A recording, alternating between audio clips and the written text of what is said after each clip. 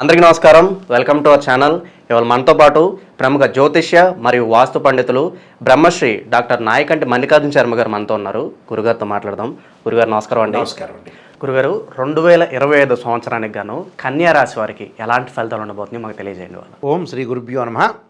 2025 కన్యారాశి వాళ్ళకి ఏ విధంగా ఫలితాలు ఉండబోతున్నాయి? ముందుగా మనం గ్రహ సంచారాన్ని మనం చూసుకునేటట్లయితే శని మార్చి 29వ తారీఖున మీనరాశిలోకి వెళ్ళటం, సంచారం చేయటం. గురువు ఏప్రిల్ 14వ తారీఖున మిథున రాశిలోకి సంచారం. కేతు వచ్చేటప్పటికల్లా రాహుకేతువులు, ముఖ్యంగా రాహు కుంభరాశిలో సంచారం చేయటం మే 20వ తారీఖున. కేతువు కూడా సింహరాశిలోకి మే 20వ తారీఖు సంచారం చేస్తాడు. అయితే ఇక్కడ 2025 అనేది ఆంగ్లనామ సంవత్సరం అంటాం మనం. ఈ ఆంగ్లనామ సంవత్సరంలో ఏ విధంగా ఉండబోతుంది ఈ కన్యారాశి వాళ్ళకంటే 72% బాగుంటుంది. అంటే 72% బాగుండటానికి కారణం ఏంటంటే అతిపెద్ద గ్రహాలు రాహు, కేతు, గురువు, శని. చిన్న గ్రహాలంటే ఏంటంటే వాళ్ళ చిన్నతనం అని కాదు, గ్రహాలు తొందరగా స్పీడ్గా మూమెంట్ అవుతాయి. అంటే రవి, బుధ, శుక్ర గ్రహాలు 30 రోజుల పాటు ఒక రాశి నుంచి మరొకసారి ట్రాన్స్ఫర్ అవుతాయి, వెళ్ళిపోతుంటాయి. అలానే కుజుడు 45 రోజులు, దాని యొక్క టైం ఏంటంటే పీరియడ్ ఆఫ్ టైం అంటారు. కుజుడు 45 రోజుల పాటు ఒక రాశి నుంచి మరొక రాశికి మారుతాడు. చంద్రుడు వచ్చేటప్పుడు 2.5 రోజుల పాటు మాత్రమే ఒక రాశి నుంచి మరొక రాశికి మారుతుంటాడు. ఇవి లాంగ్ పీరియడ్లో ఎక్కువ రోజులు సంచరించే గ్రహాలు. ఈ సంచరించే గ్రహాలని మనం పరిగణలోకి తీసుకోవాలి. ఈ 30 రోజులు, 45 రోజులు, 2.5 రోజులు ఉండే ఈ గ్రహాలు రొటేట్ అయ్యేవి కూడా మనం తీసుకోవాలి. పరిగణలోకి తీసుకునేటట్లయితే 72% బాగుంది. కన్యారాశి వాళ్ళకు ముఖ్యంగా ఏదైతే మే 20 నుంచి రాహు యొక్క బలం బాగా పెరుగుతుంది. రాహు యొక్క బాగా బలం పెరగటం వల్ల వాళ్ళకు అనుకూలమైన ఫలితాలు వచ్చే అవకాశం బాగా ఎక్కువ ఉంటుంది. అంటే రాహు వల్ల ఎలాంటి ఫలితాలు వస్తాయి? విదేశాలకు వెళ్ళే అవకాశాలు ఉంటాయి. కన్యారాశి వాళ్ళకి కింద 6వ స్థానంలో రాహు యొక్క సంచారం ఎప్పటి నుంచి? మే 20 నుంచి వెనక్కి వస్తున్నాడు కాబట్టి అదొకటి రాహుగ్రహం బాగుంది. దానితో పాటు కేతు యొక్క సంచారం. కేతు ఏంటంటే జన్మంలో కేతు ఉండేది కాస్త వాళ్ళు వెనక్కి వెళ్తున్నారు, కొంత వెసులుబాటు ఉంటుంది కేతు వల్ల.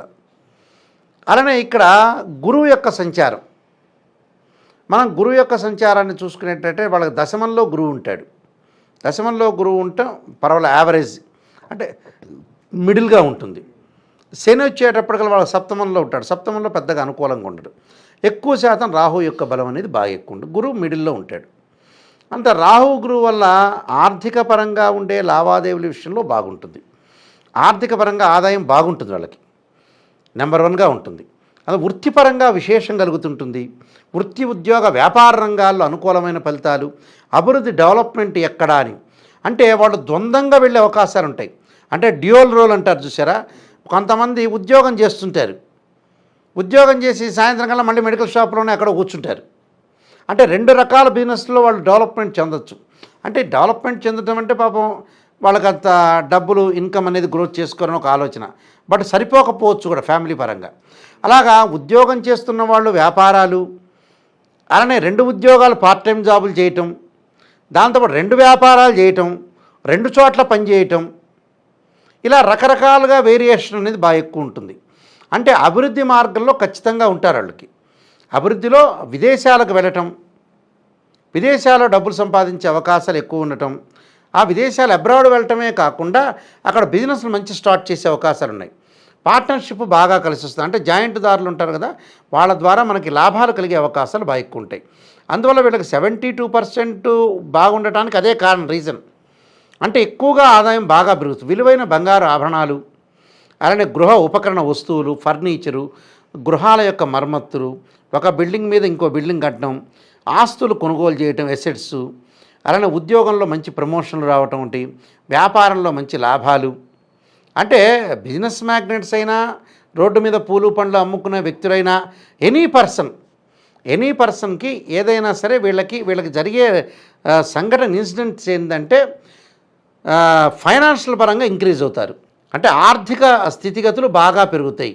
అంటే 2020 అసలు యాక్చువల్గా ఏంటంటే వాళ్ళ గురుబలం ఏప్రిల్ 14వ తారీఖు గురువు మారుతాడు. మారిన తర్వాత ఏప్రిల్ 14 కంటే ముందు, అంటే 2025 జనవరి 1 నుంచి మనం డిసెంబర్ 31 చెప్పుకుంటున్నాం కదా, జనవరిలో గురువు బాగున్నాడు. తర్వాత కూడా ఏప్రిల్ 14 తర్వాత కూడా గురువు మధ్య రకమైన ఫలితాన్ని ఇస్తాడు. వెంబటే రాహు అందుకుంటాడు. ఒక గ్రహం బాగలేదంటే ఇంకో గ్రహం రెడీగా పట్టుకోవడానికి ఉంటుంది. అందువల్ల రెడీగా పట్టుకుంటాడు వీళ్ళని. పట్టుకోవడం అంటే మంచిదేగా. వాళ్ళందరూ కూడా అన్ని రాసుల వాళ్ళు బాగుండాలి, సర్వే జన సుఖినో భవంతు అన్నారు. అందరూ మంచిగా ఉండాలి, అందరూ బాగుంటేనేగా గవర్నమెంట్లు బాగుండేది, ప్రజలు బాగుంటేనే అందరూ బాగుంటారు. అలాగా ఈ రాశి వాళ్ళకు వచ్చేటప్పుడు రాహు యొక్క బలం వల్ల విదేశాలకు వెళ్తారు. అంటే చిరకాల కోరికలన్నీ కూడా నెరవేర్చుకుంటారు వీళ్ళు.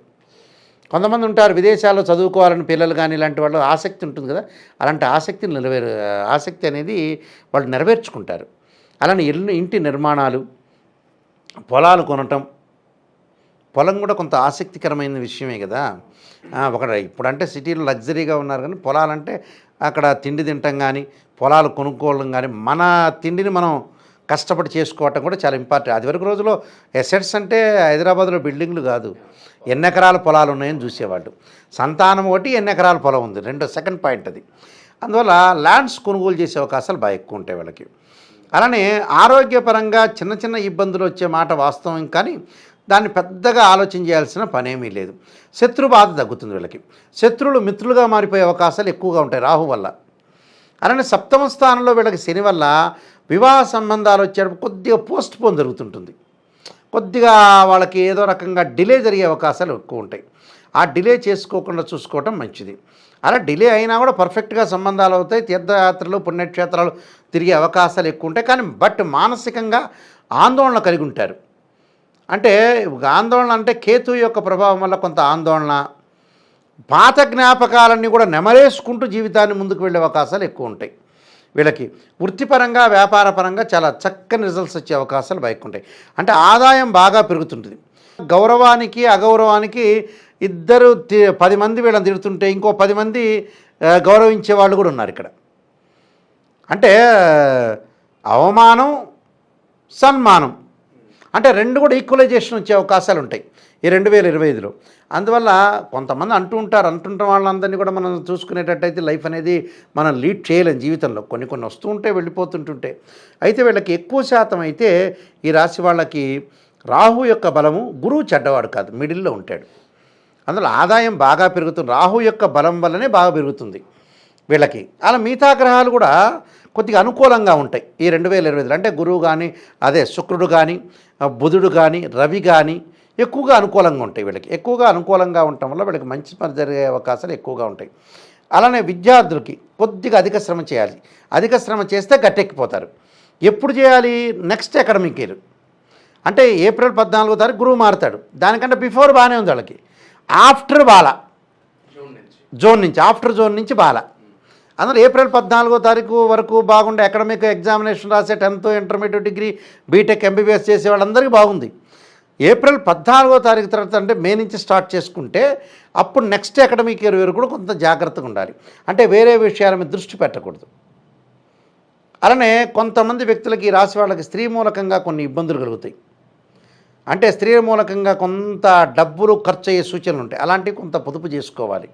అనవసరమైన ఆవేశానికి పోకుండా ఉండటం మంచిది. బంధుమిత్రులతో ఎంత సహనంగా ప్రవర్తిస్తే అంత మంచిది వీళ్ళు. దానికి కొన్ని పరిహారాలు చేసుకొని ముందుకెళ్ళారనుకోండి, చాలా చక్కని రిజల్ట్స్ వచ్చే అవకాశాలు గ్యారెంటీ. ఎలాంటి పరిహారాలంటే వాస్తవంగా 4 గ్రహాలను మనం క్యాల్కులేట్ చేస్తే రాహు బాగుంటాడు, గురువు మధ్య రకంగా ఉంటాడు. ఇది అసలు ఎగ్జిట్ పోల్ లాగా. కేతు బాగుండడు, శని బాగుండడు. ఒరిజినల్గా అంటే this is a transit system అంటారు. ట్రాన్సిట్ సిస్టమ్ అంటే ఏంటంటే గోచార రీత్యా జరిగేవి. మళ్ళీ బర్త్ చార్ట్ వేరు. అంటే బర్త్ చార్ట్ అంటే ఒక చెట్టు ఉంటుంది, ఆ చెట్టు కింద మనకి కింద ఉంటాయి చూసారా వేళ్ళు, అది బర్త్ చార్ట్. సీజన్ రాగానే వింటర్ సీజన్లో కానీ తర్వాత రైన్ సీజన్లో కానీ ఆకులు వస్తుంటాయి, అది గోచారం అంటారు యాక్చువల్గా. అయితే ఈ గోచారం అప్పుడప్పుడు మారిపోతుంటుంది. కాబట్టి ఈ సంవత్సరం వాళ్ళు చేయాల్సిన డెఫినెట్లీ పరిహారాలు ఏంటి అంటే ఖచ్చితమైన పరిహారం ఆంజనేయ స్వామి యొక్క ఆరాధన చేయాలి. భయాన్ని తొలగాలి, భయపడుతుంటారు. దానికి ఏమిటి, ఆంజనేయ స్వామికి మంగళవారం పూట తమలపాకుల పూజ చేయటం ఒకటి. ఆంజనేయాయుధే వాయుపుత్రాయుధీమే తన్నో హనుమత్ ప్రచోదయాత్ అనే మంత్రాన్ని చక్కగా చదువుకోవాలి.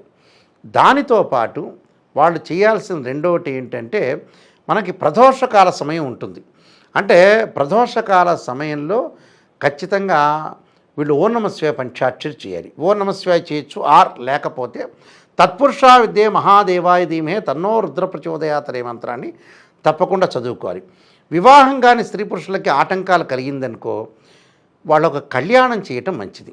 అంటే శ్రీ వల్లీ దేవసేన సమేత సుబ్రహ్మణ్య స్వామి యొక్క కళ్యాణం కానీ, సీతారాముల యొక్క కళ్యాణం కానీ, శివపార్వతుల యొక్క కళ్యాణం కానీ, అలివేలుమంగ పద్మావతి సమేత శ్రీ వెంకటేశ్వర స్వామి యొక్క కళ్యాణం చేయడం చాలా మంచిది. ఆ కళ్యాణం వల్ల వివాహం కాని స్త్రీ పురుషులకు అనుకూలమైన జరిగే అవకాశం ఖచ్చితంగా ఉంటుంది. ఈ నియమాలు ఎవరైతే పాటిస్తారో వాళ్ళకి మంచి రిజల్ట్స్ వచ్చే అవకాశం ఖచ్చితంగా ఉంటుంది.